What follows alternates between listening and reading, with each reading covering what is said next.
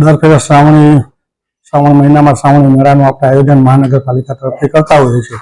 આ વખતે પણ મહાનગરપાલિકા દ્વારા શ્રાવણી મેળાનું આયોજન કરવામાં આવેલ છે।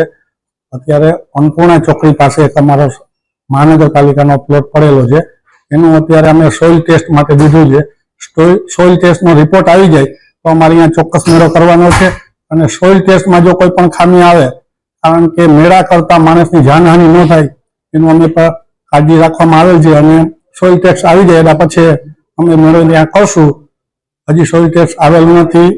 ઉપરાંત બીજી જગ્યાએ લાલપુર બાયપાસ બાજુ પણ અમે 2-3 જગ્યા જોઈએ છે।